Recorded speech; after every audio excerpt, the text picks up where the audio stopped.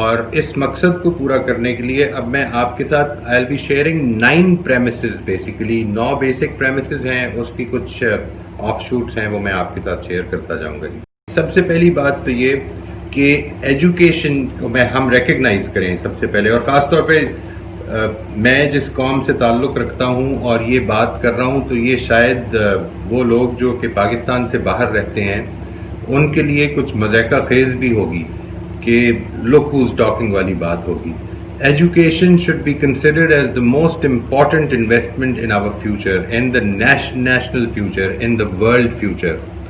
And when we talk about it, when I talk about it, so it is a shameful thing that education is probably the least prioritized thing in our country, unfortunately. اور جب بھی آپ کا جو paradigm ہے وہ fire fighting کا paradigm ہو جائے گا تو ایجوکیشن میٹر نہیں کرتی. جس وقت آپ کا فیوچر اصل میں خود آپ اس کے بارے میں یہ رائے رکھتے ہوں کہ فیوچر معلوم نہیں ایگزسٹ بھی کرتا ہے یا نہیں کرتا، تو پھر آپ اپنے پریزنٹ ہی کو سیکیور کرنے میں ساری توجہ دے دیتے ہیں اور اپنی سیکیورٹی اور اپنی باؤنڈریز کو بچانے کے چکر میں رہتے ہیں. لیکن جو اصل انویسٹمنٹ ہونی چاہیے تھی مستقبل کی تعمیر میں، اس کو ہم اگنور کر دیتے ہیں. اور جس وقت ایجوکیشن ہماری موسٹ امپورٹنٹ پرائرٹی بنے گی تو اس سے کیا نتیجہ نکلے گا جی؟ میں چاہتا ہوں کہ اس کو بھی تھوڑی دیر کے لیے I would like to consider that very briefly. دیکھیے، سب سے پہلی بات تو یہ ہے کہ جس وقت ایجوکیشن پرائرٹی بنتی ہے تو اس کے بعد ہمیں اس کے بارے میں کچھ پالیسیز بنانی پڑیں گی.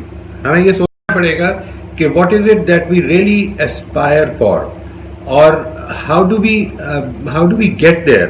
These are important aspects of education. اور اگر میں نے اس چیز کے بارے میں توجہ نہیں دی ہے تو پھر اس کا نتیجہ یہ نکلے گا کہ میں اصل میں اس سے دور ہٹتا جاؤں گا. We need to reconsider our collective priorities, number 1. Number 2، ہمیں اپنے اسٹینڈرڈز آف ایجوکیشن کے بارے میں یہ بات یاد رکھنی چاہیے کہ ہمارا جو اسٹینڈرڈ آف ایجوکیشن ہے it can only be as high as the standards of our own teachers. جو اس میں پڑھا رہے ہیں وہ اصل میں انڈیکیٹو ہے، وہ ریپرزینٹ کر رہا ہے کہ ہمارا اسٹینڈرڈ آف ایجوکیشن کیا ہے. ہمیں اس کو ایک پرائرٹی کے طور پر اس کو سمجھ کے یہ بتانے کی ضرورت ہے کہ ہم آئندہ بہترین لوگوں کو، اپنی سوسائٹی کے بہترین لوگوں کو انوائٹ کرنا چاہتے ہیں کہ وہ اس پروفیشن کی طرف آئیں. اس میں جو چیز ہم فن لینڈ کے تجربے سے سیکھ سکتے ہیں بڑے آرام سے.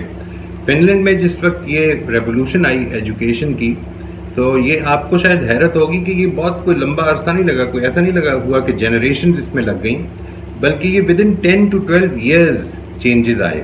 اور اس میں جو کچھ پالیسی چینجز تھے، سب سے پہلی پالیسی چینج ان کا یہ تھا کہ آئندہ ایجوکیشن میں، چاہے وہ پرائمری لیول کی ایجوکیشن کیوں نہ ہو، اس میں only top 3% of university graduates can even apply. They can not, if they are below the top 3%، ان کو کنسیڈر ہی نہیں کیا جائے گا. دوسری چیز یہ کہ ان کو بہترین تربیت دی جائے، بہترین تربیت ان سارے حوالوں سے جو کہ آپ کی ایجوکیشن کی پرائرٹیز ہیں. نمبر 3 یہ کہ ان کو they should be provided the best salaries، ان کی کمپنسیشن اور فیسلٹیز سب سے اچھی ہونی چاہیے so that they are not bothered about it، ان کو اس چیز کی فکر نہ ہو. اور آخری چیز یہ کہ ان کو الاؤ کیا جائے، جب آپ وہ بہترین کیٹیگری کے لوگ لے رہے ہیں، جب ان کو بہترین سیلری دے رہے ہیں، ان کی آپ نے بہترین تربیت کر دی ہے، تو اب چیکس اینڈ بیلنسز کو کم کیا جائے تاکہ وہ اپنی کریٹیوٹی استعمال کر سکیں. کیونکہ یہ بات یاد رکھیے گا کہ teaching primarily is a creative work.